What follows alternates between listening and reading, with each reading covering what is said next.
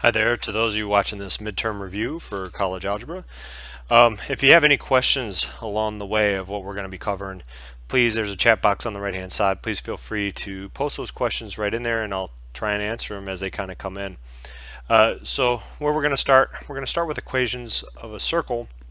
And the reason we chose this problem here, it's actually going to cover three things all at once.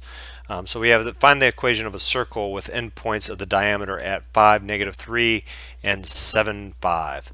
So if we're actually taking a look, I can kind of give you a visual here. So let's say we're drawing this graph. This isn't necessary whatsoever. We actually don't need this as long as we know our formulas, but it can help give some people some understanding as to what's going on.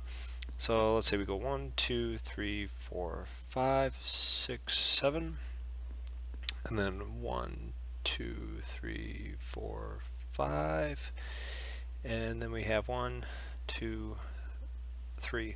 So notice we had 5, -3 as a point there, and then 7, 5 is our other point. So we have our point right. Let's make sure I get that right on the money.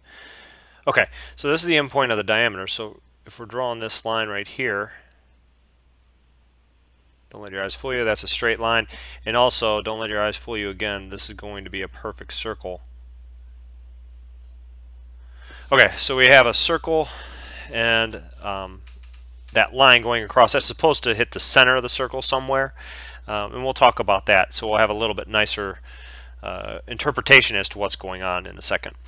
So how do we figure that out? Well, in order to figure out the center of the circle, as I said, it might be slightly off here the way I've drawn it, but what we need to use is the midpoint formula. And so just so we can recall, we have a midpoint formula, and that'll give us a center of a circle. And the center of the circle is pretty much what determines a majority of the equation for the circle.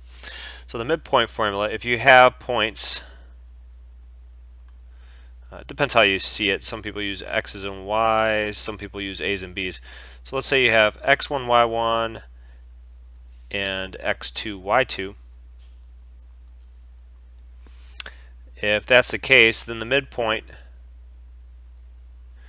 is equal to, well, basically you average the values of the coordinates. So you average the x values, so x1 plus x2 divided by 2. And then you average the y coordinates, y1 plus y2 divided by 2.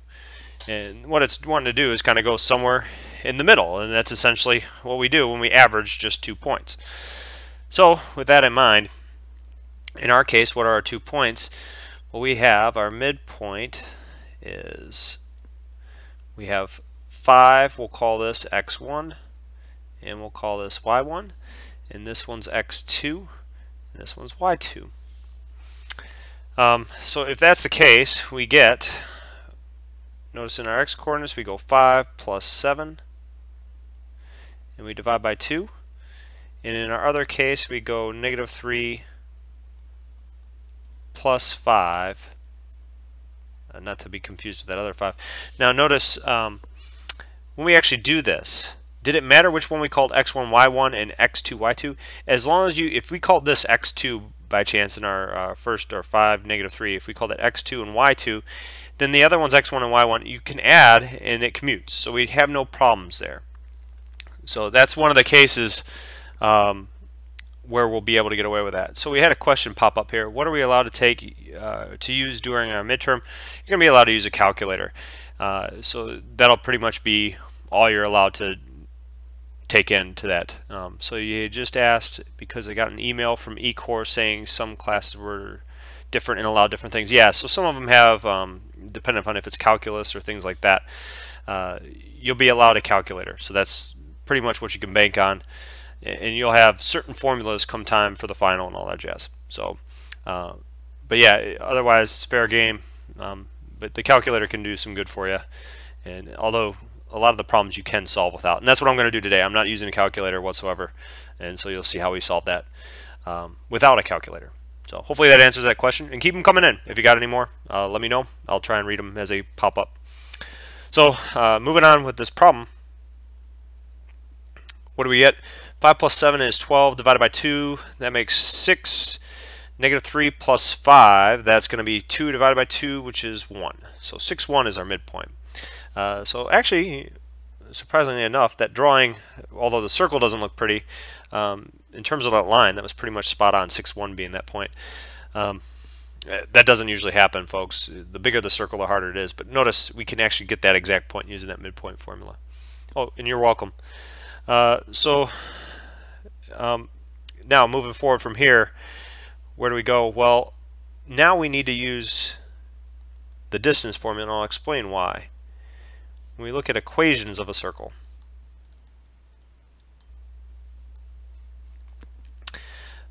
if you have a circle centered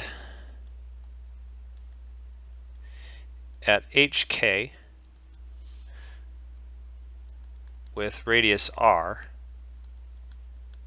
then that equation for the circle is x minus h, the quantity squared, plus y minus k, the quantity squared, equals r squared. So keeping that in mind, if we combine the center, which we already have, 6, 1, so we'll have the center plugged in right away. So you have the x minus 6 squared, right, because that's the x value, plus y minus 1 squared equals r squared. As long as we can find that r value, we're done.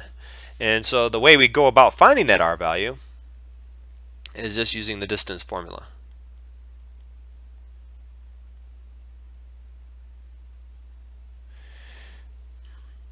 And just for simplicity's sake, we'll use the points x1, y1, and x2, y2 again. So we have that this is some d, essentially, where we have the square root of, it goes x2 minus x1, the quantity squared, plus y2 minus y1, the quantity squared. If you have trouble, I mean, I'm happy to show you how we can derive that formula. It just comes from Pythagorean theorem, essentially. That's all that's going on there. And some people get in a panic over what they call x2 and what they call x1. Notice it doesn't matter because we're squaring these. As long as you're subtracting the x terms and squaring that difference, and same thing with the y. Subtract the two y terms, square that difference, and then add those two values, take the square root. Gonna work every time. Okay? So in our case, we need to work with a couple values. Well, notice we want the radius. So the radius, just to give you an idea, would be this distance here. Right? That is r, from there to there. Also, assuming I've drawn this correctly, this would also be r in our drawing.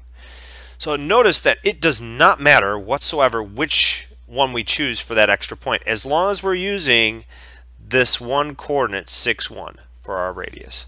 Okay, so that will become involved, but the rest really doesn't matter.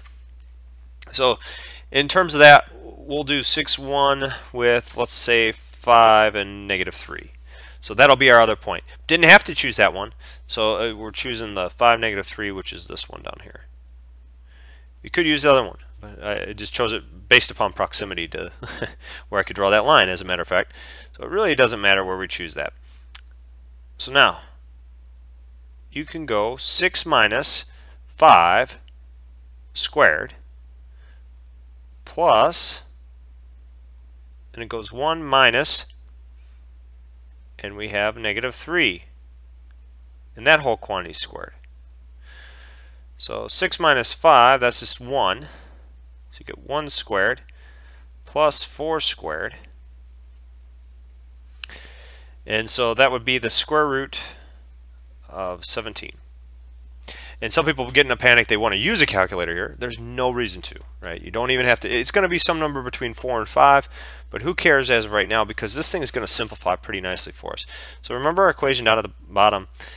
We had most of it. We had the x minus 6 squared plus the y minus 1, the quantity squared, equals the square root of 17, and then we square that, right?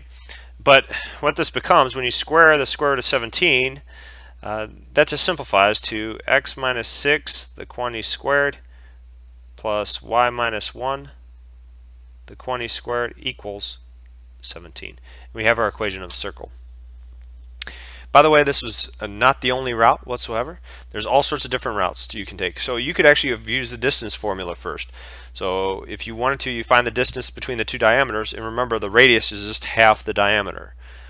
So all those things, I mean, there's different ways to take this problem and work with it.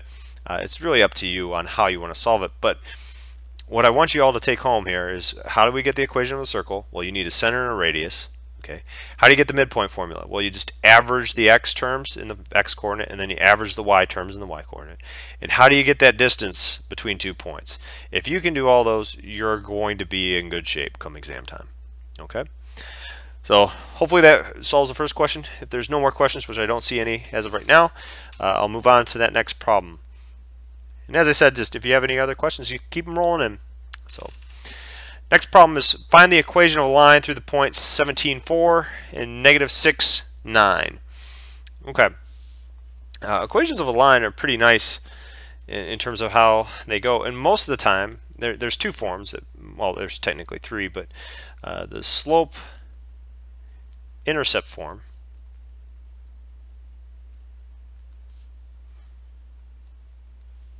and this is the one most people like for some reason. They remember this: y equals mx plus b. Okay, where m is the slope and b is the y-intercept. A lot of people get happy with this formula and all that jazz. To be honest with you, my personal favorite in terms of working with them, because it's really easy as long as you know the slope, is the point slope form. And I'll explain why. We can get the other without much work. It goes y minus y1 equals m times the quantity x minus x1. And in this case, x1, y1 is a point on the line.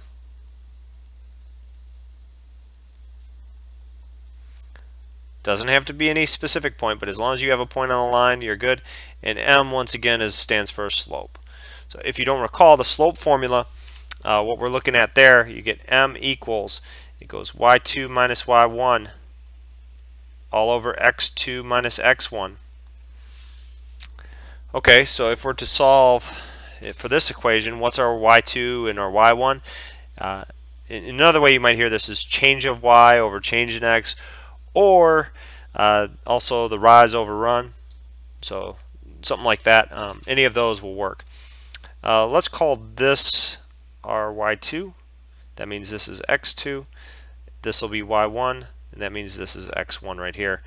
Didn't have to choose them in that order. As long as I'm consistent, pair up. If I choose x2 to be some value, that means y2 has to be the corresponding coordinate to that ordered pair. So moving forward, we have 9 minus 4 divided by, it goes negative 6 minus 17. So 9 minus 4 is going to be 5, and then negative 6 over minus 17 would be negative 23. So this is negative 5/23 at the end of the day. Okay. So now how do we go from here? Well, if you use the slope-intercept form, you got to do some work, actually.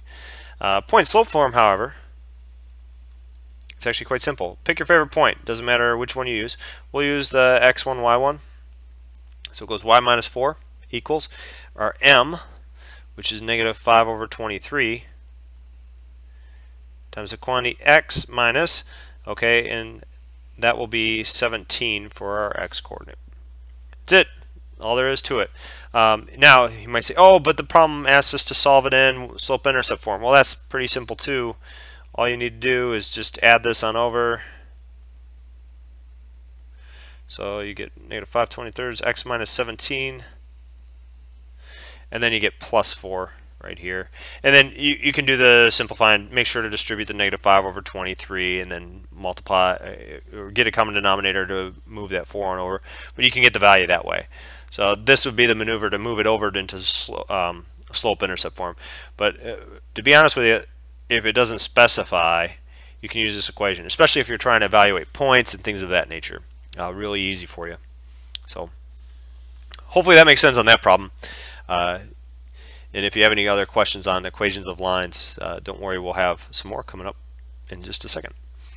So the big thing with perpendicular and parallel lines is trying to determine what happens. And so to kind of give you an idea, if we have, let me actually change colors here real quick. So if we have two lines that are parallel, don't let your eyes fool you, these are parallel lines drawn right here. So these lines, if you look, the slope, the rise over run, is the same. And that's important. So when we're working with this problem, find the equation of a line parallel to L through the point where L is this pi x plus 5y equals 7. How do we go about doing that? Well, first off, we need to find the slope, and that might seem difficult, but don't let your eyes fool you. It's not too bad. You go 5y equals, subtract the pi x from both sides, so you get negative pi x plus 7. And now divide both sides by 5, so this becomes y equals, remember, when you divide by 5, you have to do that to both terms, right? Another way to think about this is you can, when you divide by 5, it's the same thing as multiplying both sides by 1/5. And so if I do that, I have to do that over here. And so we get, notice when I multiply negative pi x times 1/5, the x, just to try and simplify the process a little bit, I can leave down here just to make it look a little nicer, because negative pi over 5 times x becomes negative pi x over 5, same thing.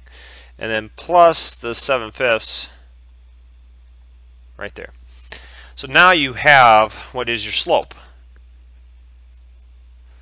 The slope is negative pi over 5.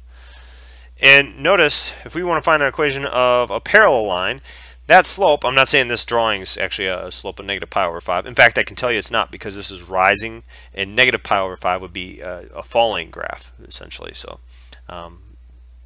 yeah, keep that in mind. If this is just some scenario, if you have parallel lines, they're going to have the same slope every time. So now, notice we have a slope, we have a point, right? Use that point slope formula. Remember, it goes y minus y1 equals m times the quantity x minus x1. And so notice you go y minus 9 is the y value according to that point right here. So that's our y1, and this would be our x1 in this case. And then m, remember, it's the same as our original line.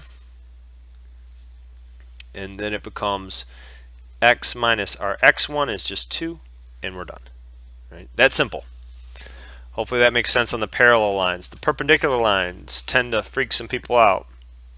So let's see the corresponding way that goes. So if we have a line that goes this way, what does perpendicular mean? It means it forms a right angle. So you have a right angle here. So let's say this is L, right? And then let's say this is, let's go L, and then we'll go perp. That's a symbol for perpendicular.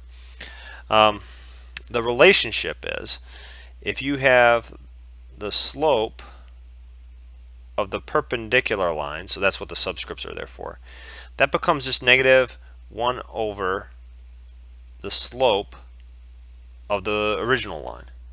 Okay, and you can kind of see what's happening here. Notice this one's rising, right? And so that would be a positive slope, whereas the other one's falling, so that would be a negative slope. That's where the negative comes from. Now this might be a harder part to see because I have them pretty much being 1 and 1, but the reverse. And so if we had a line, think about this. If I have a line going like this, the perpendicular line is going to fall a lot slower than the way this is rising, and that's why you have this reciprocal involved. Okay, so when we look for our line, in particular, we want the slope of the perpendicular line, right? So that has to equal 1 over, and we have a negative out in front, and then this is negative pi over 5. Well, what does that do at the end of the day? All it does is it takes the reciprocal of this number, and then we'll take a negative of this negative, so that becomes a positive, so it's positive 5 over pi. That's it. All there is to it. We just flip the fraction upside down and get rid of the negative sign because there was a negative sign out in front of this one.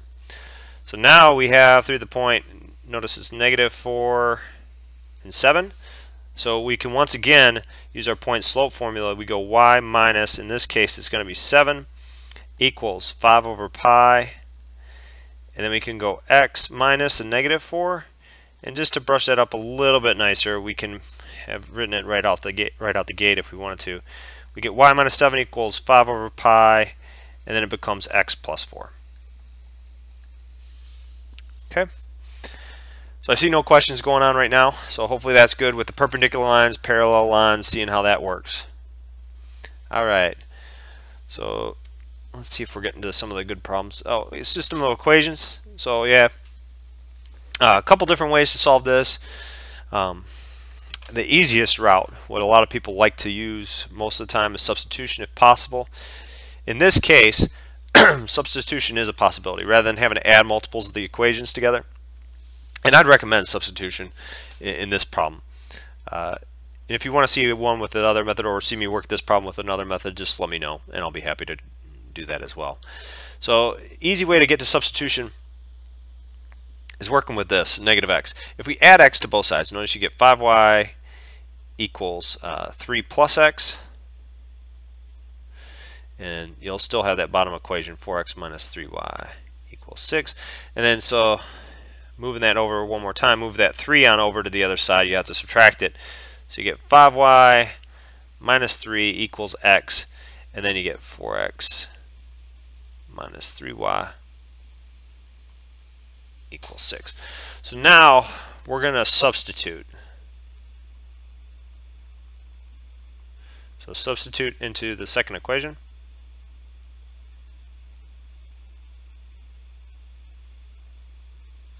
So how do we go about doing that? So, oh, and so yeah, if you have questions later on a problem, just kind of give me a heads up. I see I have to digest that problem. Maybe questions later. Yeah, just let me know anytime you have questions. That's what I'm here for. So just chime in. And sometimes I get into writing. I don't see the question right away. If you don't hear me, I always kind of check it at certain stopping points. So, but yeah, if I'm moving too fast, just let me know and say, hey, can you go back to this problem? Happy to cover it as well. So let's substitute into the second equation here. If we're substituting that x, so wherever we see the x in that second equation, which is 4, notice there's our x, ding, ding, ding, ding, ding. So we want to substitute in for x. We're substituting 5y minus 3, right? And then minus 3y equals 6. So the whole idea with substitution is, notice we've eliminated the x variable and we're down to just one variable. So this becomes just a linear equation, which we'll do some more of these linear equations later too. But we can kind of go from there and solve this thing. So where do we go from this piece? Well, notice you're going to have to distribute the 4 to both of those terms. So you get 20y minus 12 minus 3y equals 6. So you have 20 y's and 3 y's. So notice that makes 17y. And now we could also, we are going to have to move the 12 anyways. So add the 12 over to the other side, essentially. So you have 17y, oh, and rather than write, when I do plus 12 minus 12, we can write that out. If you need me to show that step, just let me know. I'm happy to show it. But you get 17y equals 18. Okay, and then we have y equals 18 over 17 after dividing both sides by 17. So we have our y value. But we aren't quite done. We need the full ordered pair to find a solution here. And when you look at this, there's all sorts of equations we can use. We can use, in the original, we can use the first equation or the second equation. In that second setup, we could use the first equation or second equation. But I'll tell you, honestly, the easiest one, when you have a substitution, you've already solved for the missing variable. So I'd recommend, and I just circled it there, recommend using that one. So the x equals 5y minus 3. What's going on with that? Well, notice we can plug that in now. So x equals 5 times y, which is 18 over 17, and then minus 3. This might take a little bit of work to polish it up nice enough where we can get a nice looking answer. But so 5 times 18, oh, and if you're looking to do the math in your head, do 5 times 10, which is 50, and then 5 times 8 is 40. 40 plus 50 makes 90. Okay, so we have 90 over 17 minus. Now, in order to get 3 written a certain way, we have to write it as a common denominator. We need a 17 down below. Well, you can't just put 3 over 17. It's no longer the same number. So we need what number divided by 17 gives us 3. Well, the easiest way to figure that out is go 3 times 17.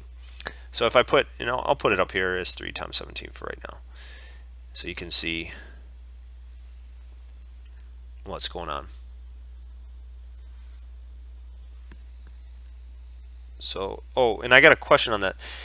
Being that you're substituting in the original problem, the negative symbol won't apply.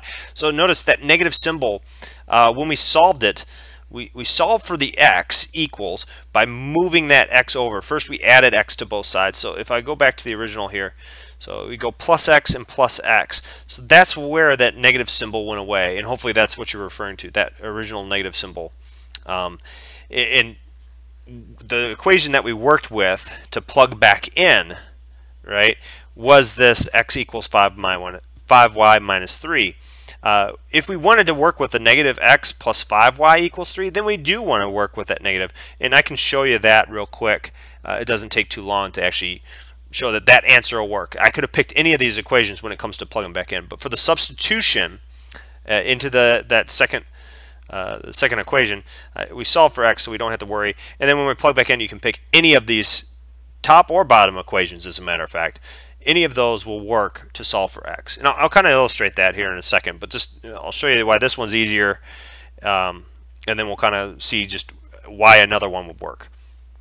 So in this case, you have 90 over 17 minus, same thing, if you're wanting to do this in your head, go 3 times 10, which is 30, and then 3 times 7 is 21. 30 plus 21 is 51. And notice that if you take 51 and divide by 17, you get 3. So that's good. We have our nice common denominator in that way, and we can go from here. So 90 minus 51. What do we have? Well, you could do 90 minus 50, hopefully in your head. That's 40. But notice we need to subtract an extra 1 from that. So instead of 40, we take away that extra 1. You get 39 over 17. And notice, though, I was kind of showing you, we didn't touch a calculator here whatsoever. So kind of keep that in mind. And if you want to see real quick, I can kind of show you the setup the other way. If you wanted to, you can do 4 times x minus 3y. So here's option 2, I guess. If we do 4 times x minus 3 times y, well, y was 18 over 17 equals 6. What happens? This one's not going to be really pretty, but we'll still be able to work it out. Notice we're going to need to get a common denominator. So you get 4 times x and then equals 3 times 18. We're going to have to add that on over. So 3 times 18, notice that's 30 plus 24, which is 54 over 17. Plus, now we need to write 6 as something over 17. And so just to make this a little bit nicer, let's see here. So we'll go this way. So this thing becomes 4x equals 54 plus 6 times 17 all over 17. Now, in order to solve this one, there's a couple ways we could do it. We could actually add these up and then try and do it. But without a calculator, I'll show you how you can do it without. We can take this thing and divide by 4 right out the gate. So you get x equals 54 plus 6 times 17 all over 4 times 17. Right? Now, the 4, notice both of these terms have common divisors of 2. And that's important. So what we'll do is we'll take out a factor of 2 out of each term. So we'll take out a factor of 2 in the denominator. If we take a factor out of 2 out of 54, that leaves us with 27. Factor of 2 out of the 6 leaves us with 3. And you might say, oh, well, why aren't you taking a factor of 2 out of the 17? Notice if we're multiplying, you only need to take the factor out of the 1 of the terms. So now what we're left with in that case is x equals 27 plus 3 times 17. We just talked about that. That's 51. Right? All over 2 times 17. So notice that equals 78 divided by 2 times 17. And 78 has a factor of 2 in it. And so that would become 39. So this equals 39 over 17, showing you that we come up with the same answer that we did before. Doesn't matter which equation whatsoever. And as I said, we could have plugged it into that first equation right out the gate. All of those apply. But so our solution, and I'll write it right in the middle here, to our system of equations, remember it's an ordered pair. So you have the ordered pair 39 over 17 and 18 over 17.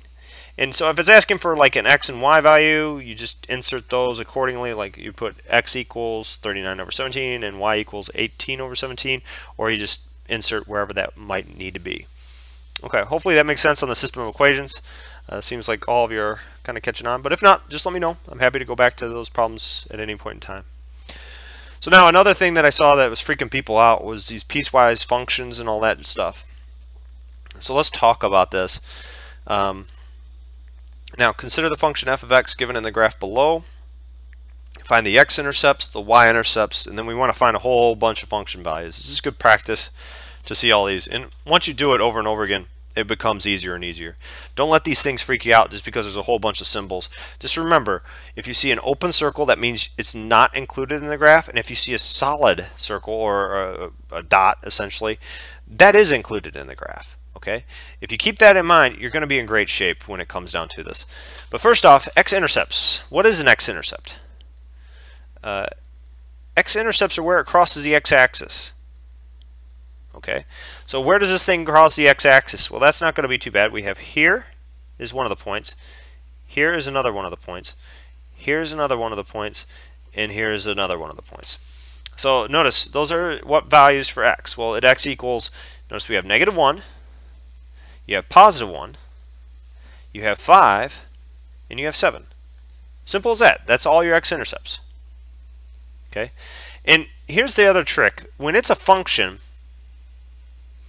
one thing happens. For every input that you have exactly one output. And another way we think about this, and we're going to see it coming up here, is that it passes the vertical line test. Meaning a vertical line only hits the graph at most once. So with that in mind, when you see this y-intercepts, that's actually impossible. I'm going to cross it off because it's there to fool you. It's never going to be y-intercepts. There can be more than one x-intercept because that doesn't violate anything in terms of there's only one output for -1, there's only one output for +1, there's only one output for +5. But in terms of y-intercepts, if I have more than one y-intercept, a vertical line would touch this twice. So for the input x equals 0, we would not have this actually being a function in that case. So y-intercept, there's only going to be one intercept, and that's where it crosses the y-axis. And notice that occurs when y equals 1. Okay, so other ways you can see this written.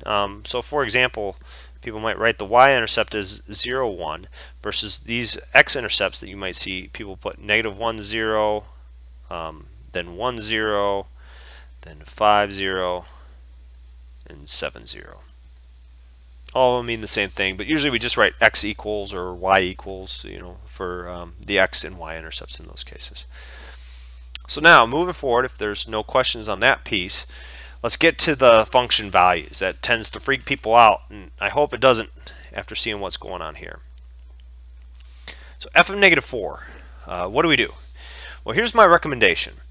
First things first, when you have this, this represents the x value. The x value of the function. So it doesn't hurt. Remember, vertical lines are x equals something. So the line x equals -4, let me draw it right here. And don't let your eyes fool you, that's a perfectly straight line going up and down. So this goes forever and ever.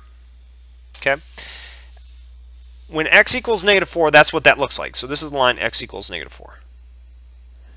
Now what we want to find is where this actually intersects the graph. Now notice that open circle, that is not included. The place where this intersects the graph, and I'm going to shade it over top in blue, is right there. Okay, so we have that function value. Now what do we want to do? To find the value of the function, we have to cross this over at that point to the corresponding y value. So what is the y value of that function at that point? Well, the y value there is, if you notice, y equals -2. right? And so that is actually our function value and our answer to that. So f of negative 4 equals negative 2. Okay, let's try another. And I might start picking up the pace a little bit too, so if I move too fast, just let me know. We'll try one more at a slower speed though. F of negative 3. So f of negative 3, notice it's right next to it. So this is, we're going to draw that line, x equals negative 3. If I can draw a line here. Don't let your eyes fool you, that's a straight line, as straight as it can be. And I'll write it up top here. This is x equals negative 3. Now, where does it intersect the graph? Most of you might say, oh, it's down at the bottom. That's a no-go. And the reason why it's a no-go there, if you take a look, that's an open circle, meaning not included. So the only place it actually does occur is up here. If you notice that point, and we cross it on over. So even though this looks funky in terms of its placement, that actually is the value that we're looking at. And so notice the corresponding y value is 4. Okay, let's see if you're paying attention here. Let me know what f of negative 1 is. Punch it in, no harm. So if we have f of negative 1, the first thing we can try and take a look at, remember we draw our little x equals negative 1 line. See if you can type in that answer there.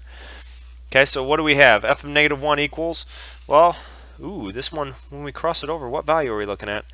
Well, notice when we cross it over to that axis, we haven't raised any. So if you were doing this on your own or trying to figure it out, you should have come up with an answer of 0.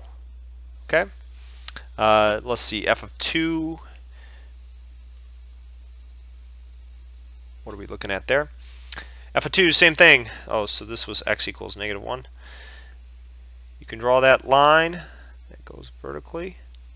Notice that part did not hit the curve, but this part just did. So when we had x equals 2, we draw this line straight on over from here. That's where it intersects the curve f of x. So the y value corresponding to that would be 3. Yeah. So does that make sense on that? If that was to the f of negative 1, hopefully we can kind of see as to what's going on. There's a tricky part. So I see an answer of f of negative 1 equals 2. And that's fine. That's what we want to work with.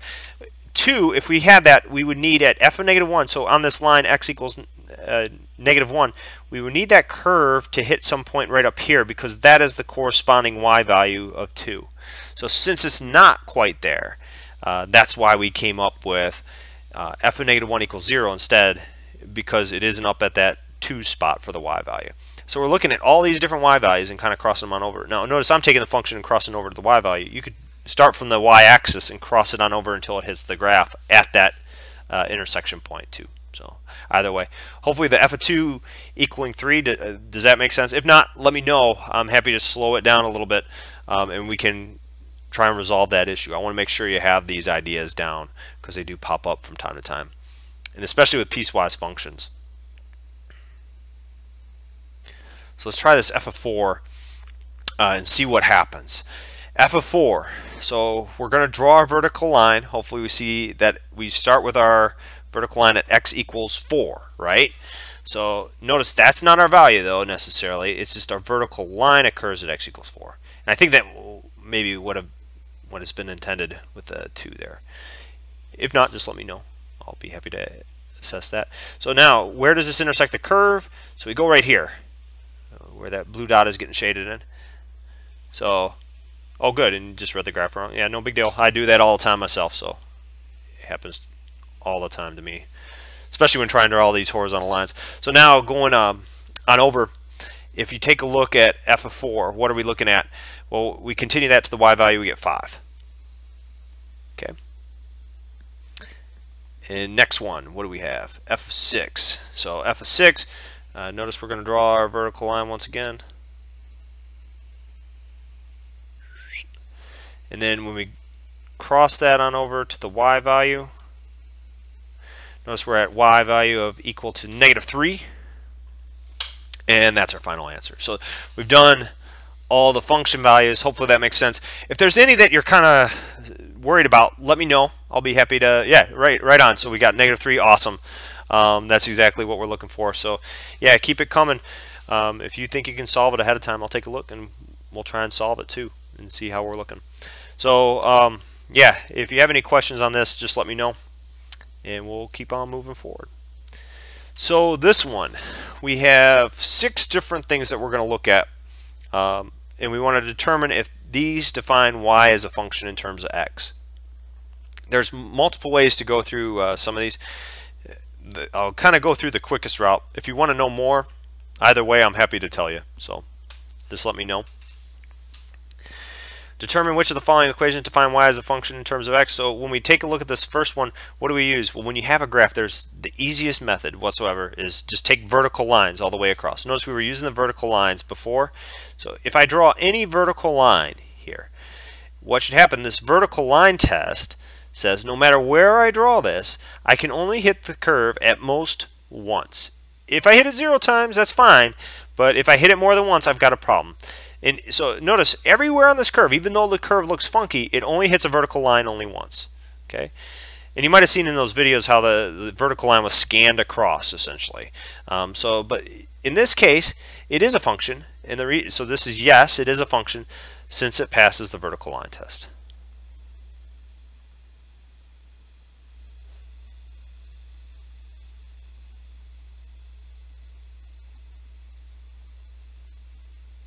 So now we have a reason for it too, and I'll from here on out I'll just put VLT if that makes sense.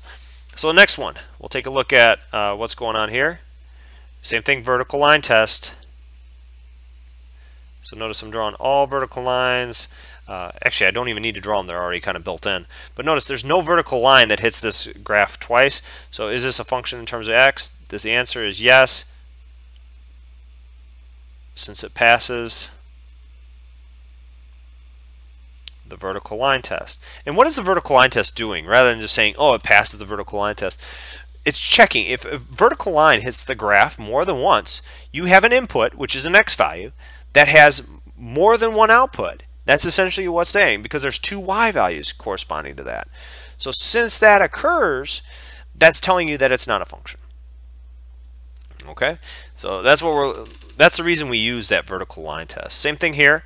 Now there's a lot more tricky spots in this one, and so we'll focus on this one right here, and it might be concerning because it looks funky, but if you notice that is an open circle, so it's not included in the graph. The solid dot is. This hits the curve only once at that point, and we can do the other ones in between, but really the main points that we're going to focus on are any points where we see extra solid dots or extra open circles. Notice this one, so we're only hitting that curve with a vertical line only once because the other one's an open circle, so we have no problems there. And same thing over here.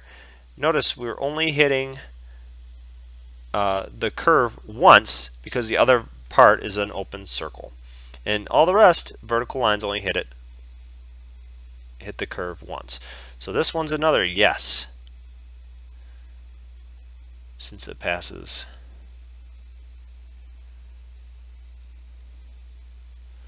the vertical line test. Okay, what do you think on D? So let's take a look at D. What do you think? Will it pass the vertical line test? So let's start. Well, looks good. Looks good. Looks good with that line. Looks good with that line. Looks good with that line. Looks good with that line. Looks good with that line. Looks good with that line. So has it passed the vertical line test then in that case? Well, when you take a look though, let's go with this line right here. Boom, boom, boom. We have a vertical line that has 3 outputs. Notice that is the vertical line x equals 1. Okay? So the answer here is actually no, since it fails the vertical line test. Now notice there were parts where it passed, but it failed the vertical line test at x equals 1. All we needed was 1 point where it fails. The whole thing falls apart. This is not a function. Okay, so now moving forward to the next bit. How do we get to see if these things are functions? Well, the trick is to solve for y, and if you have a plus or minus involved in your solution, not a function. And I'll kind of explain why a little bit more here. So I'll try and fit this in the margin. So we'll get y squared equals, if you subtract the x minus 3, the quantity squared from both sides, you get 25 minus x minus 3, the quantity squared. And notice you get y equals plus or minus the square root of 25 minus x minus 3, the quantity squared. And here's the trick. Just pick any value that satisfies where you aren't going to have a negative underneath the square root in this case. So notice if x equals 0, or let's not do 0, actually, let's do, we could use 0, but what the heck, we'll use 0. So if x equals 0, y equals plus or minus the square root of 25 minus, and notice this is negative 3 squared, which is 25 minus 9, so that's 16. So the square root of 16 is just 4, so this is plus or minus 4. So you have y equals plus or minus 4. Well, what does that tell you? There's an input, x equals 0 in fact, that has more than one output, right? So you have the plus or minus 4 there. So what does that say? Not a function.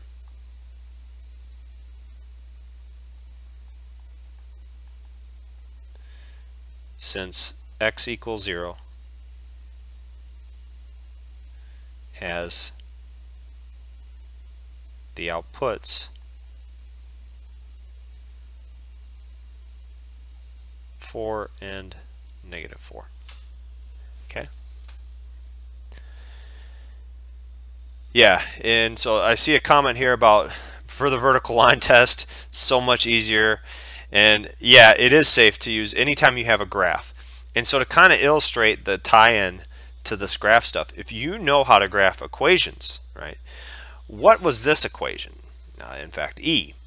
So I'll try and fit that in the margin here. So E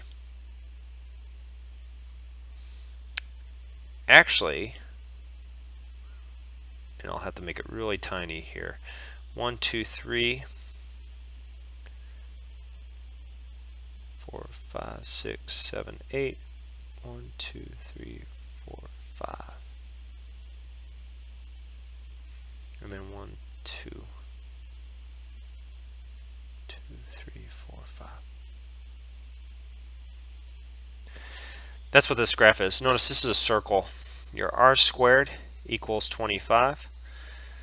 This is your h, and then you can write it as y minus k, but so k equals 0, your h equals 3, and so this is a circle of radius 5.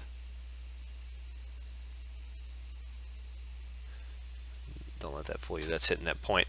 That's exactly what the graph of this is. Now what's easier? Well, notice we just said when x equals 0 we have a couple values getting hit. So we were doing the vertical line test at x equals 0. Notice you could use all sorts of different values. You could use x equals 3 for example, and you would have gotten 5 and negative 5 as your answer. So I think the vertical line test, if you know how to draw the graphs, is a ton easier. Now it won't work every single time like in the equations, and that's why part F I have something here that you might not necessarily see or know the graph to right away, but a lot of these you can handle with just that vertical line test. So that's, yeah, a great comment in terms of preferring the vertical line test. If you can draw a graph, I'd go for it and use that vertical line test. It takes 2 seconds really to do that, kind of scan the graph real quick. So yeah, and moving forward to this one, how do we check? Remember, we're solving for y, so this might be trickier because we are solving for y. First things first, when we solve for y, you probably want to get rid of that denominator. You can't just divide when you have that plus term. So we'll have to do a little bit of work here. So you get x plus 3, that quantity, times the quantity y plus 2, and now you'll need to distribute. And when you distribute this thing, you'll get x y plus 3y plus 2x plus 6 equals y. Okay. Now we're going to move everything with a y to one side because that's what we're solving to, and everything without a y to the other side. So notice we have xy. Now notice we have a positive 3y, and then when we subtract this y from that side, that's going to make positive 2y. Okay, equals, then we got to subtract the 2x from both sides, so we get negative 2x, and we got to subtract the 6 from both sides, we get negative 6. So what happens here? Well, now we have a y, we're almost able to solve for it. And the trick that we're going to use here is notice y is in both terms, so we can factor it out. Factoring is a big thing that we have to be comfortable with in this class. So we get y times the quantity. When we factor, notice the first term was times x, so that's why we have an x in that first position. The second term was times positive 2, so that's why we have positive 2 in that second position. So y times the quantity x plus 2 equals negative 2x minus 6. Now what do? Well, we solve for y just by dividing both sides by what's multiplied by y. So you get negative 2x minus 6 all over x plus 2. Now notice in the first one we had a plus or minus in our solution. Do we have a plus or minus here? No, there's no plus or minus out in front of this. Granted, there's positive and negative symbols, but no plus or minus. You're always going to get one distinct y for whatever the x value is. So this one is yes, it is a function.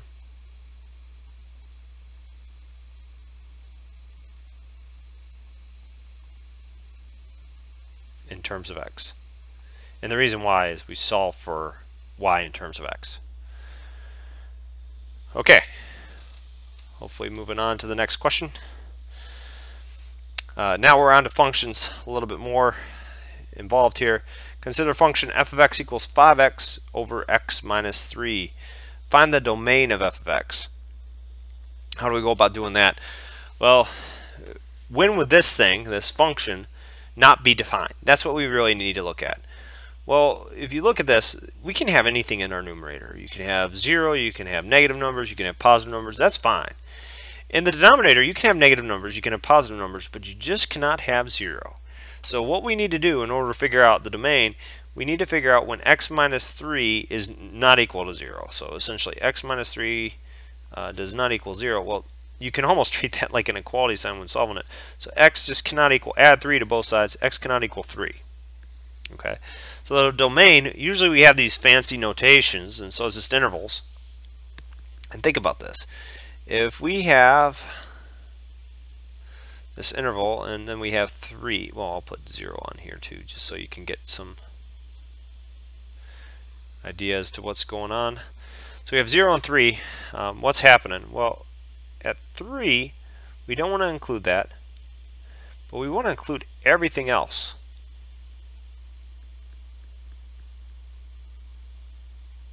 Okay, how do we write that? Well, notice we can go all the way to the left, so how far to the left do we go? Well, we go to negative infinity. And the reason we use parentheses with negative infinity, you can never reach negative infinity, so you can't include negative infinity. It's just more of a something we approach. And then, so where's our next stopping point? Well, notice we get to 3, and that's the next point that's not included. So since it's not included, we'll use parentheses once again.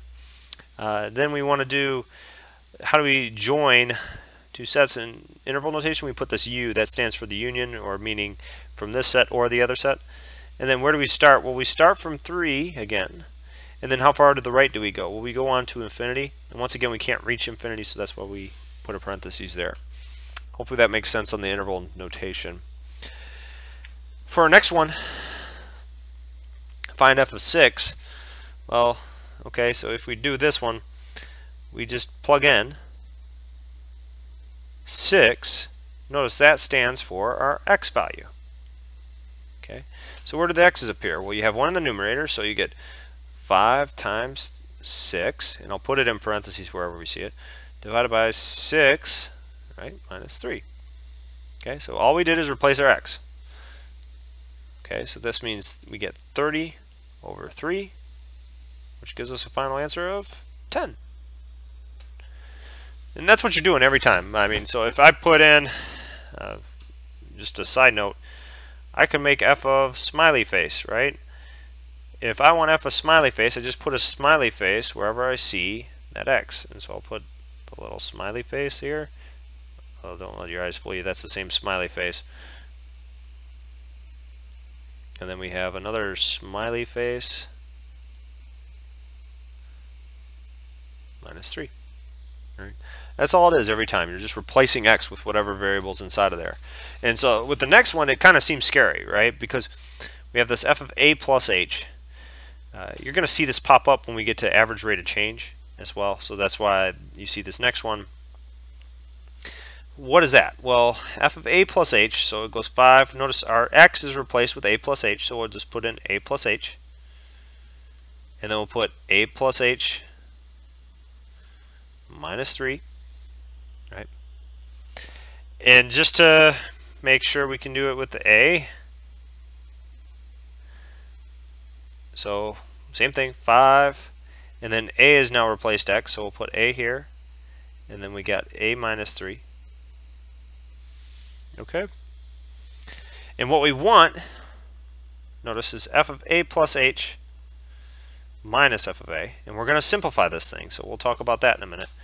So we get 5, and then notice we can write this as 5a, well, I'll just write it as 5a plus h for now. And then we could drop the parentheses in the denominator now that there's nothing multiplied or anything like that. And then minus, notice you have 5a over a -3.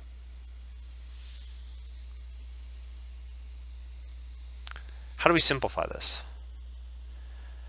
Well, when you look at this piece, you have to get a common denominator. What's our common denominator going to be? Well, you have an a plus h -3. A lot of people say, well, we can just add an h. It doesn't work like that. It's not that easy, really. Actually, let me make this into 2 separate fractions. Might be simpler. So in the numerator, notice we have 5a plus 5h. But the missing link for our common denominator, notice we need an a -3 to multiply here.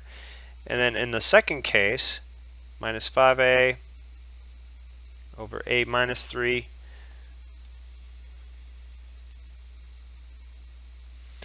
So this will be times a plus h -3 and an a plus h -3 here. Okay, so remember, when we multiply these things, we're going to have to distribute. And to make our life simpler, our denominator will have 2 factors, a plus h -3 and a -3. Okay. In our numerator, when we go 5a times a, notice that gives us 5a squared. When we go 5a times -3, that gives us -15a. When we go 5h times a, notice that's plus 5ah. And then 5h times -3 minus 15h.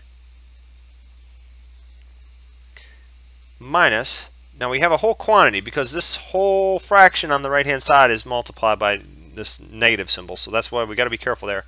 5a times each of these, notice you get 5a squared. And then we'll have 5ah, so plus a 5ah. And then minus 15a.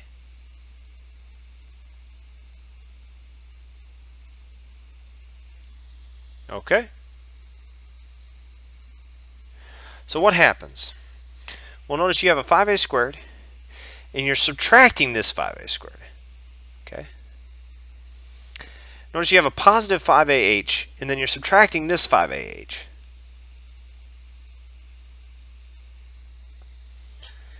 And then notice you have negative 15a, and you're subtracting this negative 15a. So holy mackerel, when you look, all this stuff simplifies to just negative 15h over a plus h minus 3,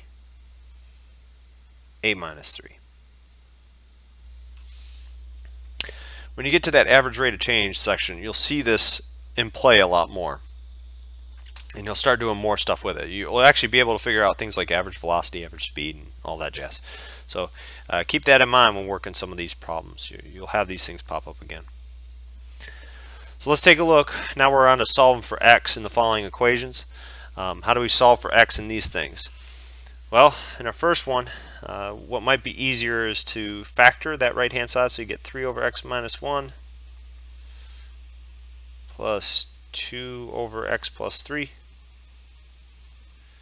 equals 5 over, what does this become? Well, notice we get x plus 3 and x minus 1. So what we can do is multiply every single term by x plus 3, x minus 1, since that'll be our common denominator amongst these, and then we won't have to worry about a fraction, because that's what makes it difficult. So let's try and make these things simple for ourselves. So you have x plus 3, x minus 1 times each of these terms. So 3 over x minus 1 plus 2 over x minus 3, or x plus 3, my apologies. Okay, and it should equal 5 over x plus 3, x minus 1 times x plus 3, x minus 1. So now we're ready to cancel some things out. The x plus 3's go away, the x minus 1's go away on the right hand side. And then what happens on our left hand side, notice this will distribute to each term. So when you distribute it to the first, the x minus 1's will cancel and you're left with 3 times x plus 3. And in the second term, the x plus 3's will cancel and you're left with 2 times the quantity x minus 1. And that whole thing should equal 5. Okay, so with that in mind, now we can distribute the 3, so you get 3x plus 9. Distribute the 2 plus 2x minus 2 equals 5. So you can combine the x's, right? You have 3x plus 2x, that makes 5x equals 9 minus 2 makes 7. When you go 5 minus 7, that'll be negative 2. So divide both sides by 5 and you get x equals negative 2/5. Okay, hopefully no questions on that one. If you do, let me know. Moving on to the next one. What happens on this one? Well, this is screaming to us. We can try and factor and see what happens, but for a lot of people, it just behooves us to do ax squared plus bx plus c equals 0. The quadratic formula states that we can find the x value. You can sing that Pop Goes the Weasel song. It goes negative b plus or minus square root b squared minus 4ac all over 2a. So as you have that in there, we know that a equals, in this case, 2, b equals negative 5, and c equals negative 7. Oops, that's a negative 7. Okay. So with our formula, we get x equals negative b, so that goes negative, negative 5, plus or minus square root negative 5 squared minus 4 times a, which is 2, and then c, which is negative 7. All over 2 times a, which is 2. Okay. Simplifying, brushing this up a little bit, notice we get 5 plus or minus the square root of 25.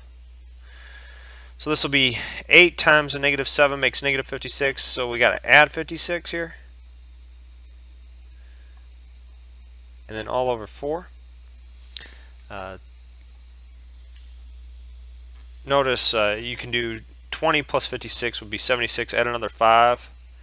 That should be 81.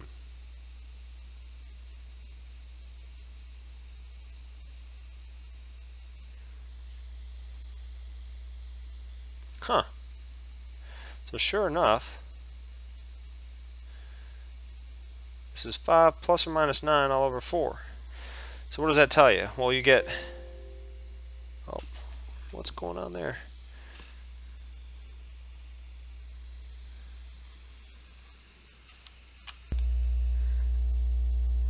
Should be plugged in. Okay. Sorry about that little interruption there. So 5 plus or minus 9 divided by 4. Notice that we have this equals, you have two scenarios. 5 plus 9 over 4, so you'd have either 14 over 4 or 5 minus 9, which is negative 4 over 4. Right? And so the nice part here, so that becomes what? 7 halves and negative 1. So what this actually told us along the way, we use the quadratic formula, notice that's foolproof.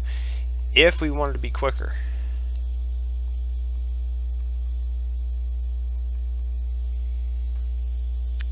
check this out. 2x minus 7, x plus 1. Let's multiply it out. You get 2x squared, you get the negative 7x, and then you get the positive 2x. Negative 7x, and then plus 2x makes negative 5x, and then negative 7 times 1 makes negative 7. So this is the way to factor that, and so with our other route we can go 2x minus 7 equals 0 and x plus 1 equals 0. So you get, in this case, what happens? You get 2x equals 7 or x equals 7 halves, which is what we had down below, and in this case you subtract 1 from both sides, you get x equals negative 1. So notice, regardless, without the factoring, we came up with the answer. You could have factored it a lot quicker and come up with the answer. But with the quadratic formula, it is foolproof. It's going to work every single time. So, but if you want to cut down on the other end of things, you want to cut down on your time. If you're good at factoring, factor that thing right away. Right? So, hopefully that makes sense as to how all that stuff works. Don't worry, we'll get some more practice with them too coming up. So a couple more solve for x's. In this case, you see this cubic here. It doesn't look like it's going to factor nicely, so what we'll do is we'll do this factoring by grouping. We'll group the first two terms together, so we'll go like this, and then we'll kind of group the second two terms together, which we'll deal with in a second. So in this case, notice what's in common in both of those. The most you can take out is a 2x squared. So if things were work out nicely, so 2x squared, we have an x. 2x squared times x gives us 2x cubed. 2x squared times what will give us negative 4x squared? Well, it'll be minus 2. So 2x squared times minus 2 gives us negative 4x squared. So now, what we need in our next term, ideally, is to have an x minus 2, if this is to work out from a grouping perspective. So notice, in order for us to have that work, we need a minus, and then what would have to happen? Well, you need an 18 to be pulled out to make negative 18x. And then negative 18 times negative 2 makes positive 36. Luckily, that worked out for us. Okay, and that's how grouping works. If you get some term here, that term should also appear on the other side. It doesn't always happen that way. You won't always have grouping terms, but if you're going to factor correctly, you're going to get something like that. Now, moving forward. Yeah, and so looking back at that last problem, the second route was so much easier. I agree. No factoring, and then you'll know how to solve those problems very quickly. That's the big thing that we're going to try and focus on with this problem, is the factoring process, how you can break that apart. So moving this forward, notice x minus 2 is in common with both factors, so you can pull out an x minus 2 as a factor, and then notice we have a 2x squared minus 18. And all that's equal to 0. Factoring a little more, notice both of these terms have a factor of 2 in them. So we can pull out the 2, and I'll pull it all the way to the front. It doesn't have to be all the way to the front, but this might be easier. So if we factor out the 2 from that first term, we're left with x squared. Factor out the 2 from the second term, we're left with a minus 9. X squared minus 9, remember that's a difference of squares. So you can make this thing 2 times the quantity x minus 2, and then this becomes x minus 3, x plus 3 equals 0. Now everything is linear factors. Those are easy to deal with, right? Because the 2 isn't going to equal 0 no matter what. But we need one of these 3 to equal 0, and so we'll have to just set each equation equal to 0 and solve. And all you do is add 2 to both sides on that one, add 3 to both sides in the second one, and subtract 3 from both sides on the third one. And so you get your solutions are x equals 2, 3, and negative 3. And that's it. Done. So that's the factor. So we're essentially factoring, or grouping is the special term that you'll hear in college algebra, but it's just a factoring process with cubics and things of that nature. Moving on to problem 4, we can go through this one with the quadratic formula once again. And so some of you might try and factor, and then you'll see where things can go astray sometimes. So we have, first things first, most people think you move the 9 over to the other side. No, you get all your, when you have a quadratic, and the reason we can tell it's quadratic, you have that square term and all the other powers are lower. So that means that when we're solving this thing, whoops, sorry about that. When we're actually solving this thing, now we can use that quadratic equation. So notice you get negative b, which goes negative negative 2, plus or minus, so it goes square root of b squared, so that's negative 2 squared, minus 4 times a, which is 4, and times c, which is 9. All over 2a, and a is 4. So now let's see what happens. Get 2 plus or minus square root of 4. Now this will be 16 times 9. So if you go 16 times 9, notice you can do 10 times 9, which is 90. And 6 times 9 is 54. 90 plus 54 should be 144, I believe. And another way to do that, you could have done 16 times 10 is 160, and then subtract 16, you get 144. So notice, and then we have an 8 down below. If you're solving this thing, so it depends how the setup is. So this is the square root of negative 140. Right? So in terms of, it didn't specify, so you could say no real solutions if the problem was asking find all real solutions, and what it means by real solutions is real numbers, right? This is not a real number because we have a negative underneath the square root. However, there is a little caveat here. If you take a look, you can write this as 2 plus or minus the square root of 140 times the square root of negative 1 all over 8. And so there's a special thing that we call that square root of negative 1. Hopefully you all recall it. So this is square root of 140 times I divided by 8. Okay? Not sure if y'all, you know, sometimes you do need to rationalize that square root. Sometimes you don't. It just depends. If you want, you can start trying to find factors that are that can be kind of taken out nicely. If you do 4 into 140, and the reason why I'm choosing 4 is a nice factor, so you could do that goes in 3 times, and you'll see you're left with 20. So that's a 35.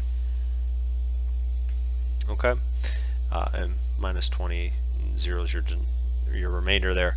So you could write this as 4 times square root of 4 times square root of 35. So if you really wanted to brush it up a little bit more, you could go 2 plus or minus, you have 2 times the square root of 35 times I all over 8, which notice all those have a common factor of 2. So this would be 1 plus or minus the square root of 35I all over 4. Not necessary on that last step, just an FYI, if you do see something where it says brush up the square root, that's how you do it. Just find the common factor that's a perfect square. In our case it was 4, and so then we broke it down and simplified from there. Okay, let's see, where else can we go now? Ooh, inequalities. So let's take a look at inequalities here. 9x minus 7 is less than or equal to 4x plus 8. How do we solve this thing? There's a couple different ways to go about it.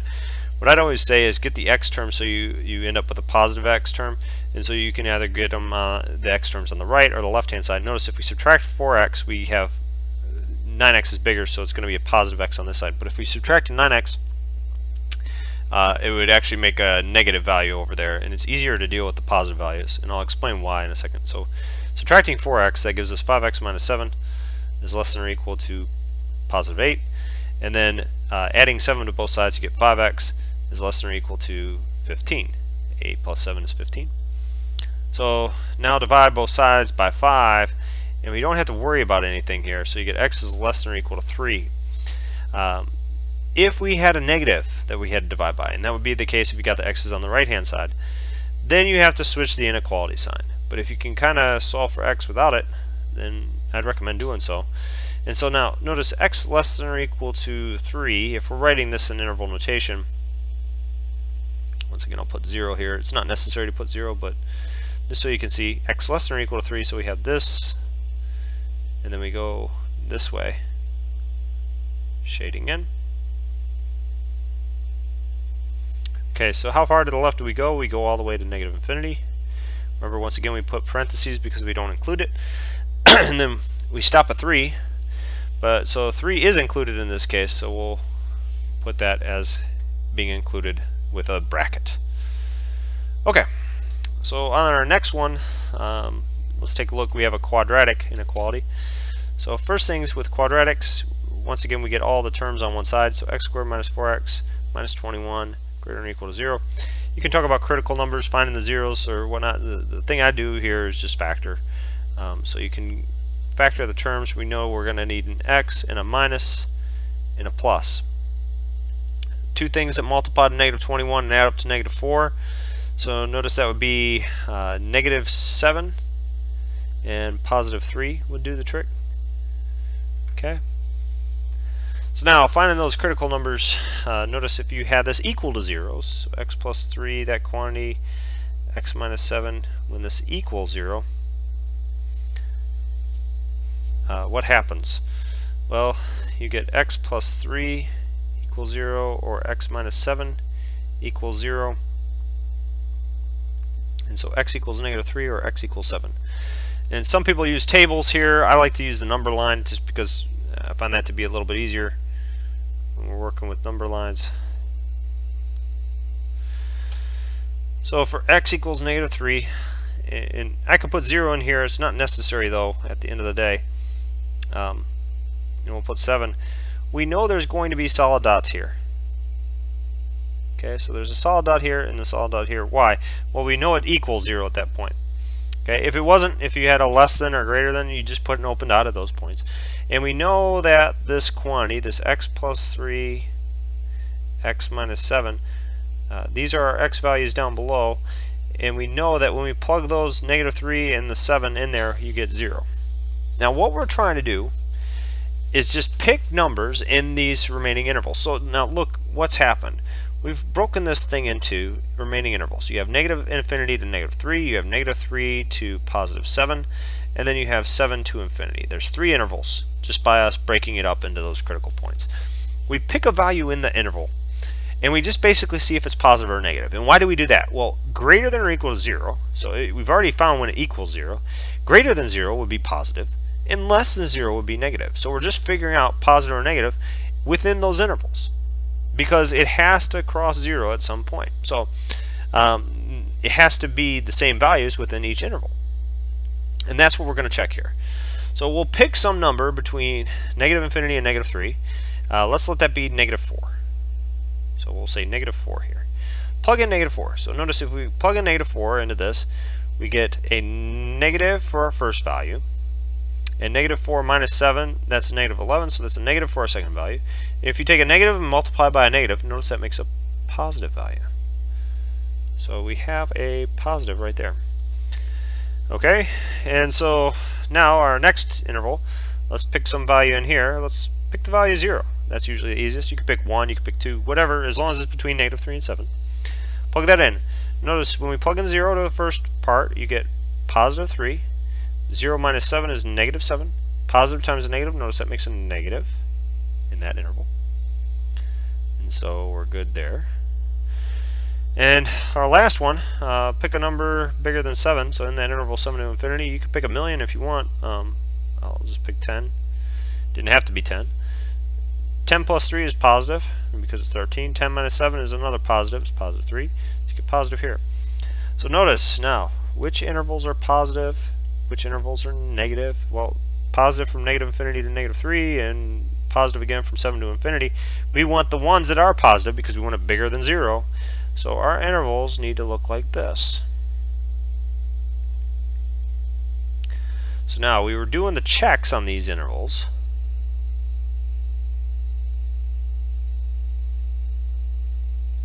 Okay, what's actually happening? Well, when we get down to it, if you look at the graph, we are including negative 3 now. So we were checking the interval where it wasn't included, but at the end of the day, for our solution, we want to include it. So you get the interval negative infinity to negative 3 where we're including negative 3, and then we want to include 7 and take that on out to infinity, and those are our intervals for our solution right there. Okay, so you saw some inequalities working together there. Let's simplify some expressions. Alright, so simplifying this, we have x to the 7th, y to the negative 3rd, z to the 4th, y to the 4th, x to the negative 2, and z cubed on the denominator, and then all that whole quantity is raised to the 4th. Let me change this up here, color-wise. Okay. So first things first, we can subtract the exponents of what's in the numerator versus what's in the denominator. So we'll start with the x. Notice you have an x to the 7th, so we have to subtract negative 2. Okay. Then we have the y, so we have y to the negative 3, and then we have to subtract 4. And then we have z, and then we go 4 minus 3. And then that whole thing is going to be raised to the 4th. Right? So now moving forward from here, 7 minus negative 2, notice that's going to be x to the 9th, because that's plus 2 essentially, and y to the negative 7, and then z to the 1st, and all that's raised to the 4th. Now you can take this 4th and go to each term. So you go x to the 9th, to the 4th, then you have y to the negative 7 to the 4th, and then z to the 1st to the 4th. You didn't have to break them up that way, but essentially all you're doing at the end of the day is just multiplying. So you get x to the 36, y to the negative 28, and z to the 4th. Now you might not like this because you have a negative exponent. Remember that y to the negative, whoops, didn't mean to get it that close. Y to the negative 28, that's the same thing as 1 over y to the 28th. That's all that means. So this whole quantity equals your things with the positive exponents go up top. So you get an x to the 36 and z to the 4th. Things with the negative exponents go in the denominator, y to the 28th right there. And you're done. Looks a lot nicer that way. So moving forward for the next part, where do we go from here? On this 6x cubed y to the 11th over the square root of 8x to the 9th y to the 12th. Well, this thing equals, so we have 6x cubed y to the 11th over, let's try and break this square root apart as nice as possible. So notice a perfect square would be 4 times 2 gives us that 4 is a perfect square. So you can write this as the square root of 4 times 2. And another perfect square, notice x to the 9th is the same thing as x to the 8th, because you can't take the square root of x to the 9th and have it be real nice for us. And then we have a y to the 12th. What's going to happen now? Well, you have 6x cubed y to the 11th. We can break apart the pieces that are nice. So we have a square root of 4. We have a square root of x to the 8th. We have a square root of y to the 12th. And then what's left is a square root of 2x. And we'll deal with that in just a minute. So moving forward though, you get 6x cubed y to the 11th over square root of 4 is 2. Square root of x to the 8th. Now, usually we have to do an absolute value, but since it's going to be x to the 4th, that's always positive, so that's just x to the 4th. Y to the 12th, square root of y to the 12th, same thing. You usually have an absolute value involved, but it's going to be y to the 6th, and that's always a positive number because anything raised to an even power is positive. And then square root of 2x. Now, you might hear this whole hubbub about rationalizing the denominator because we don't want to square root in the denominator. I'm not saying that's always necessary, but you have seen that before, so I want to make sure you can see how to take care of that. It's not too hard. You just multiply both the numerator and denominator by square root of 2x. And that'll take care of that real quick. What happens then? You can break this down. You get 6x cubed y to the 11th. We'll leave that square root of 2x right there. And notice what happens is you get 2x to the 4th, y to the 6th, and then when we take square root of 2x times the square root of 2x, that becomes square root of 2x squared, which is just 2x. Okay? So notice we can start canceling a lot of things. The 6 and the 2 leaves you with a 3 up top. Okay? The x cubed and the x to the 4th, so that'll cross off all those except for the one exponent. You could do the subtraction of exponents too. And so the y to the 6th, that'll leave you with a y to the 5th up top. When you go 11 minus 6, it gives you 5 up top. So if we were to write this out, notice you have 3 y to the 5th times the square root of 2x all over. You have an x, and then you have a times 2x. Well, x times 2x, notice it gives you 2x squared. So you get 3 y to the 5th square root of 2x all over 2x squared. Okay? With no questions on that, we'll move forward to a magic trick. Dun, dun, dun, dun, dun, dun. So think of a number. I want you to do this on your own. You can try and write the number out. And I want to show you kind of the power of algebra. So I want you to think of that number and now double it. Okay, so hopefully that number's still in your head. You can write it down on a sheet of paper, whatever you need to. So now that you thought of a number, you doubled it, I want you to add 10 to that number. So add 10 to your new number.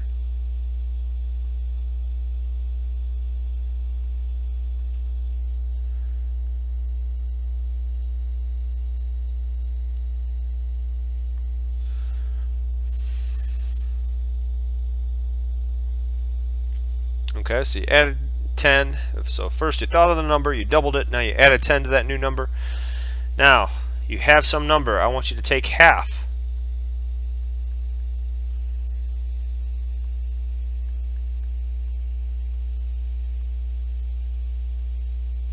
Of that number. So that new number. So you thought of the number, you doubled it, you added 10 to get some other new number, and now you're taking half of that new number.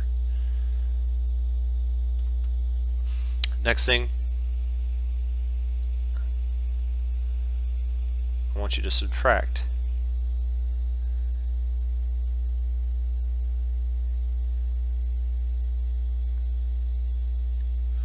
the original number.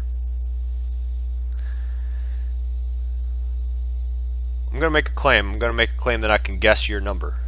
Okay, we'll see what happens. So you thought of a number, you doubled it, you added 10 to that new number, you took half of that new number, and then you subtracted from that result whatever your original number was.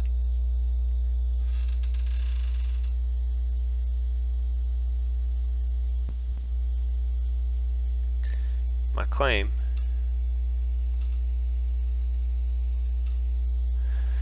is that your number is 5. So now I'll tell you one of two things here. If I did guess your number, you can believe I have ESP or something going on there, some voodoo or things like that. If your number's not 5, I can make the claim that you need to work on your arithmetic a little bit. And why is that? Because all I was really doing here is just using some algebraic tricks. You see this stuff appearing in little games, Facebook, and all that stuff. All they're doing is just algebra tricks. And I'll kind of explain why. So, in general,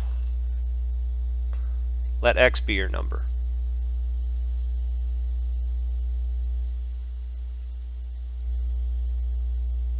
Right? And this is what word problems are doing. Right? They're saying double it. Okay, so what did I do? Well, double it means 2x. Add 10 to your number. This is the caveat. This is more of a bait and switch in terms of what happens. You'll see magicians do this a lot. So adding 10 to your number didn't have to be 10. I was just doing something to distract you for a second. So the 2x plus 10 is what we did there. So now take half of that number.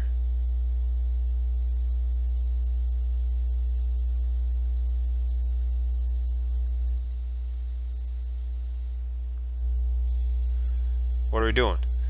Well, we go half 2x plus 10, right? And then finally what we did is we subtracted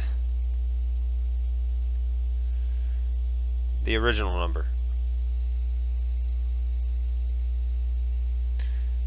So what did this become? Well, this 1/2 times the quantity 2x plus 10, and then subtract off x, right? So that's just using the word problems, right? What happens every single time, right? As I said, the 10 was kind of the bait and switch there, and I'll show you why it was 5. When you distribute this 1/2, right? What do we get? Well, 1/2 times 2x plus 10 minus x equals x plus 5 minus x. So what does our final answer become? I know it doesn't feel as thrilling when you see that, but all this is, I use some fancy stuff, some fancy words to get another way for saying 5. And that's what word problems are doing. There's some razzle-dazzle going on, right? But if you can set up the equation, you can break them down piece by piece, you can solve these things. Okay? And so now, hopefully you see the magic, and hopefully that didn't ruin it for you. But if you want to do this, try and pull the trick on your friends, see if you can get them to do it. And if they get the number incorrect, you can tell them they really stink at arithmetic. So, alright, so here's a word problem. And hopefully this is pretty practical for some of you, trying to get your estimated time of arrival and things like that. We're going to have Jeff. He's going to be speeding a little bit too. So Jeff is driving from Atlanta to Savannah, which is a distance of 250 miles, while keeping the same speed throughout the whole trip. If Jeff passes Macon, which is 100 miles, we'll say, from Atlanta, and I'm keeping those numbers, that's actually, so 250 miles, I think it's like 243, and 100 miles, it's more like 83, but just to keep the numbers nice here for our purposes. So it passes Macon after 40 minutes. How long will it take Jeff to reach Savannah? Okay? So let's keep this in mind, see how we can solve this problem. Alright. So we have, what I like to do, whoa, my pen had a mind of its own there, sorry about that. What I'd like to do a lot of times is draw a diagram if possible, and then try and decipher what the heck's going on. Sometimes diagrams don't fit, but in this case it will. So we have Atlanta, and we have Savannah, right? And we know that this whole distance from here to here is 250 miles. And then somewhere along the way, right, we have the 100-mile marker, say Macon.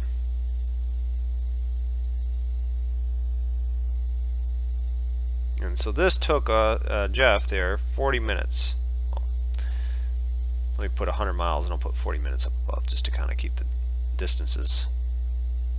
So 100 miles here, and the time was 40 minutes. we want to find the time for this whole shindig, right? So what do we have at our disposal, right? We know that we can figure out the speed at which Jeff is traveling. And remember, the speed is constant. So what is speed given by? Well, it's given by distance, because we have a distance here, divided by time. Now, is there any distance that we can use here and any time that we can use here to try and find an answer? Well, yes. So we know that Jeff's speed, if you notice, you have 100 miles and you have 40 minutes, right? So you can knock off 20 off of each of those. So you have just going pretty fast here. So he's going 2.5 essentially, if we or 5 halves miles per minute. Okay. And I know a lot of you think in terms of miles per hour, but since this was labeled in minutes, we'll deal with minutes, and then we'll convert to hours if need be, or whatever the case may be. So what we want to figure out is how long. So this is dealing with time. So how do we find time when we have from Atlanta to Savannah going 250 miles, and we know the speed is going to be 5 halves miles per minute, or 2.5 miles per minute? How do we figure out time? Well, notice if speed equals distance divided by time, if you multiply both sides, you get time times speed equals distance. And the thing that most people forget is time equals distance divided by speed. So we have, in our case, so time, and then I'll put, just as an indicator, we'll go Atlanta to Savannah. We have our distance, right? Our distance is 250 miles from Atlanta to Savannah.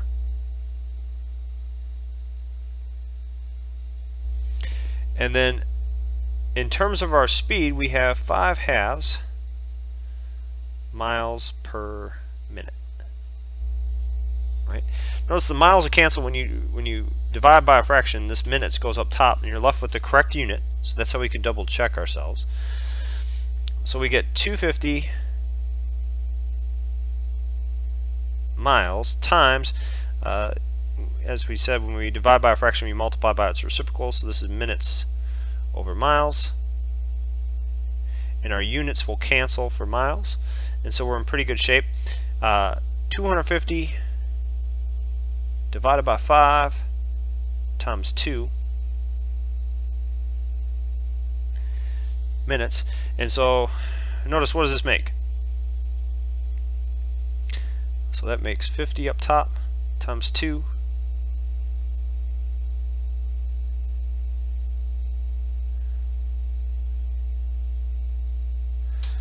Jeff is going to make it there in 100 minutes,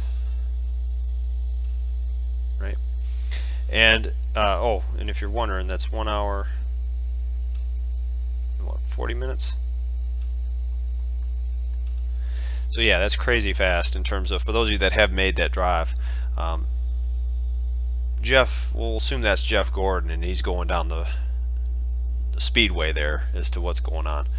But hopefully this lets you see in terms of how these word problems can work out, and we can just use that information just like we did in the magic trick, right? It was the same thing. If we can break down the problem to simpler pieces, what relates these things, right?